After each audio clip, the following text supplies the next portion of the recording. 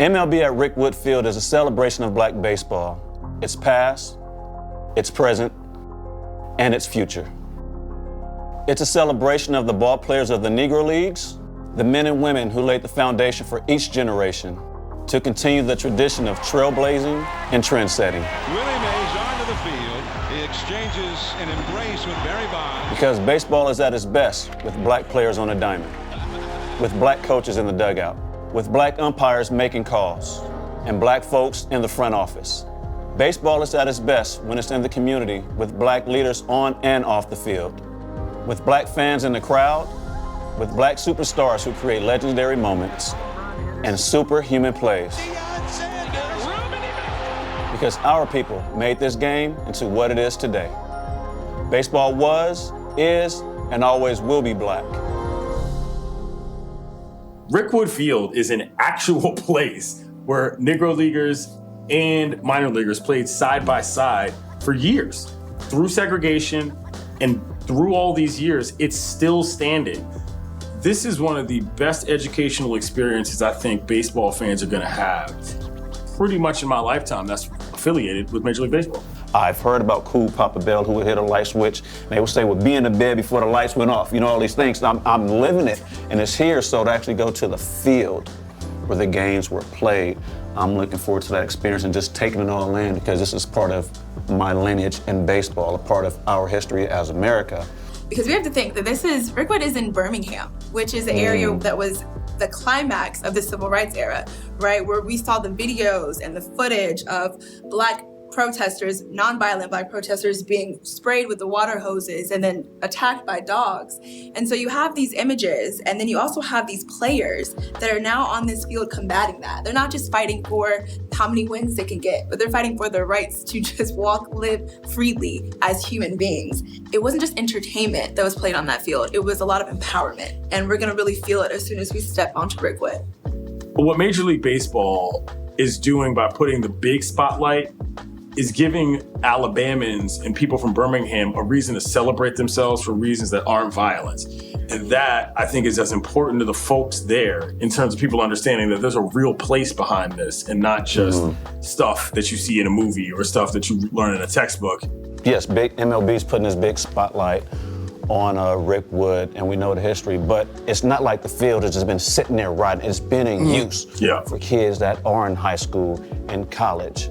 I think it's really inspiring how historic that field is. Because, I think us younger generation, we don't think about it, like who was before us and the pioneers that really changed the game for us. So being able to really learn from this, I think it's gonna be amazing. I didn't know about Mamie Johnson, Connie Morgan, and Toni Stone, who were the three women that played in the Negro Leagues, until after I won the Gold Glove. These are conversations that should be readily available to you, not something you have to go look up. And so I think Rickwood is really gonna be an opportunity to continue to talk about the power and the presence that were the Negro League players, men and women. These things are not way far away from us. People are still connected. And I feel that that's something that Rickwood is hopefully able to really do. Like, people remember it because people were there. Yeah. But I hope it's something that paying attention to the black players, the black kids, not even players, to the kids that are coming up that still want to play baseball. Yeah. Not just you're fast, you're going immediately to the outfield. No, there was a whole league and teams full of black players having to play every position and do it well. But it's the gatekeepers, MLB's job, to do this, to recognize the contributions of the Negro Leagues and black players, influence the way America became integrated and not get lost, because it wasn't that long ago. Our grandparents were living that. Watching they were those living games. those times. So. I was talking to Roy Wood Jr., comedian from Birmingham, played at Rickwood in high school. And he told me, this is all gonna be great, but what the motivation for a lot of kids in Birmingham is they just don't have places to play. If more kids feel empowered to play because they have an actual location, if somebody who played in that field as a high schooler feels that way now, well, then that makes sense to me. More kids should want to play baseball after you come to their town and play baseball. That to me seems like an obvious goal. I think a lot of kids don't even realize that this is the oldest stadium, like baseball stadium. So I think like just that fact is insane. Like you said, you shouldn't have to just, search this up. This should be like a common fact that a lot of people know. Like this isn't just some old, boring history, but we're doing it for the people that want that nostalgia back. Getting that out there to the world is amazing. That's why they have you. Right? Who were your influences? Who was your favorite player? Like, what was it about this person that you followed? And Natasha Watley, 100%, is the person that influenced me. We're sitting down and they had the World Series on, and it was UCLA versus Michigan. And at that point, I was the only black softball player on my team. And so I'm about 11 years old at the time. And so when I saw Natasha on the screen, that was the first time I had ever thought, I could do what she's doing. Now switch to when I'm playing professional softball and a black mother and her young 11-year-old daughter come up to me and she tells me, you're my daughter's favorite player. She watched me play one game. And that just speaks to the power of being there. That's the power to me. We're now circling it back to the Negro Leagues, the power, the presence of those players that went from the Negro Leagues into MLB, how they were able to make that transition and show that it was possible, show that we are just as good, if not better, than a lot of these players in the MLB. And we have the ability to showcase that. The Negro Leagues being the first, them seeing there were an opportunity for black baseball players and saying, okay, we're gonna make it happen. Well, you did your homework. I mean, as soon as Jimmy walked in, you said he's a part of the 20-20-20 club. I did. You and you know your history. Yeah. What are some players that you feel like really have inspired you? I mean, for me, it's players like Mookie Betts, you know, showing that they can not only do one thing, hit for power, hit for contact, be able to play multiple positions, be that utility guy, and just get anything from ultimate utility guy, by the way, who's an MVP that can play everything. Doing it right now. I mean, right now. Went from right field to shortstop. You know what I'm saying? You come on as a black baseball and or softball player, and it could be a blessing and a curse because oftentimes we're so athletic, right? We're thought too, okay, well, yeah, you're a great shortstop, but you're so athletic, you could also be a great outfielder. So we're gonna let this other person go ahead to shortstop and put you in outfield. Coming up through youth ball, I was a shortstop, but I had to fight for it. It is real. So when I see a young brother playing shortstop now, I'm like, I'm watching that kid. Yeah. And I was blessed enough to stay there, but it had been so many times where they wanted to move me off the position. I just had to prove myself over and over again that I can and I belong there. The sociology of scouting is the single most important thing to the survival of black players in the game. That's not any two ways about it. You got Key Brian Hayes at third base in Pittsburgh. The last person outside of Terry Pendleton who was a big-time third baseman was his dad. Right. Bro, if we're gonna be on the field, we have to be able to play all the positions. There are so many people and players and athletes that you don't know what they could do at certain positions because the mentality of the game automatically pushes them to a different direction. But also look at a team like, I don't know, Duke this year or Florida State. They got 4 sisters on the infield in a softball game. And Stanford, I'm like, pitcher, Duke I'm like, also, black okay, pitcher. that's great. That is a step that I still think that we have to take. It's an important thing to me to champion. If somebody's on the infield, it's because they can do it. That's why they wanted Negro Leagues players to go to the MLB, because of the excitement that the Negro Leagues had, the showcasing of the athletic ability, the diving plays, the speed. It brought all these elements that you didn't see in Major League Baseball. They really set the tone for what we were capable of doing as black athletes in baseball and softball.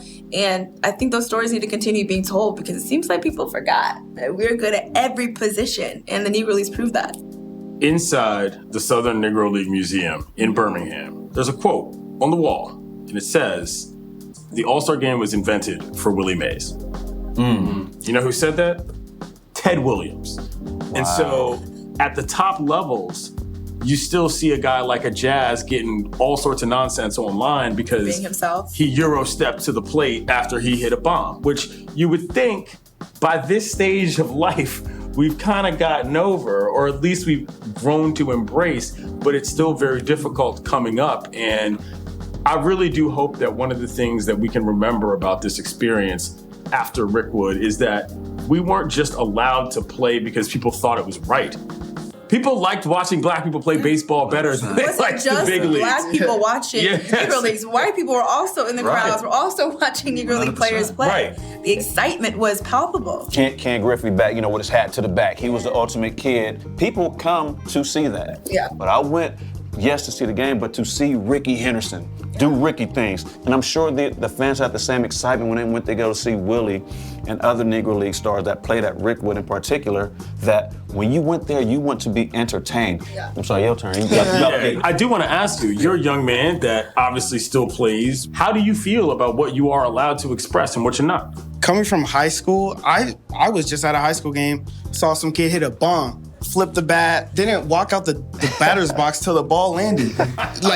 These kids are showing emotion. They're really start to get flashy, and they're not afraid to be themselves. Is that what excites you about the game? Yeah, I mean, I feel like baseball is getting cooler. I think it's getting cooler. You see it more on TikTok, you see it more on Instagram, more on headlines. I'm seeing kids, these 12-year-old kids are swagged out. These kids got tweeners on. I have time out. I'm old school. What's a tweener? These kids got tight pants above their ankle. Oh, okay. That's kind of like Negro Leagues style. Yeah, exactly. That's what I'm saying. Okay. But the thing is, I bet they don't even know that's what they're wearing. Right. They probably think they invented it. They think Tatis invented that. Right. But I mean, that's just what pants look like in the 90s.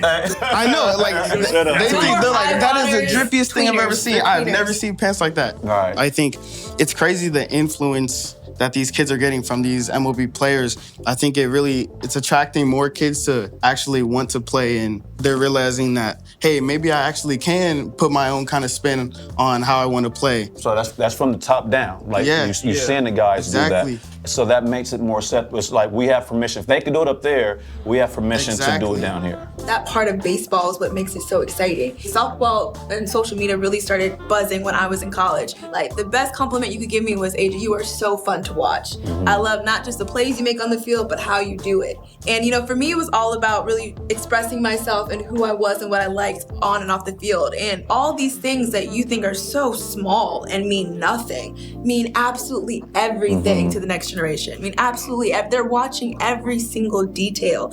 That's what excites you. That's what makes you feel like you can also be where he is, right? And that we want to become that because you're being authentically yourself, and they feel like, okay, well, now I can too.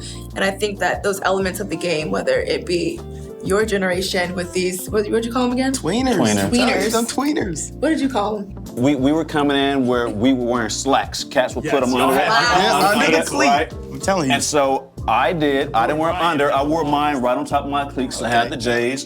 And then on Sundays, as paying my respects to the Negro Leagues, I would wear the knee highs. I would literally put it right underneath there with the socks. Either Sundays, always Sundays, or day games. Sure. And that was me saying thank you, paying homage to those that came before me doing that. So what I hope comes from highlighting Rickwood, from highlighting the Negro Leagues, is that in 2025, every single MLB team is fielding a black player on opening day. Yeah. When I was playing, half the field was black.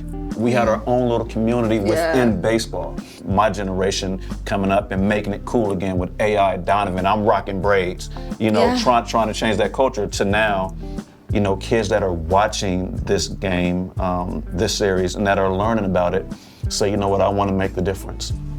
You become a kid that makes a difference. I think I just really want to keep pushing this narrative about, the Negro Leagues and really inspire these kids to want to grow the game. It's your game. How do you want to play it? I think the game is in a great spot. I'm lucky enough to be able to document the game. And what I hope going forward is that our people can understand that your involvement with the game does not just have to be as a player in order to make an impact on the world around you. This sport offers so many different opportunities top to bottom that if when you're done batting the ball or you're done with your glove, you can still contribute to the culture. That's what I'm looking forward to in the next 5 to 10 years of the sport. I mean, I feel like I'm looking forward to continuing to watch these young players come up and showcase who they are and the abilities they have. And so the fact that we're able to continue to move that forward, I mean, I feel like us as Black folks, we want to support Black people and continue to see us elevate. And I think it's just those conversations of continuing to support and want to see everybody be great. You continue to showcase that there's so much more you can do on the field and off the field to represent and support baseball. So there's just so much more we could do to continue to support, and I hope that Rickwood, I hope that we continue to talk about the Negro Leagues and how we can continue to do that.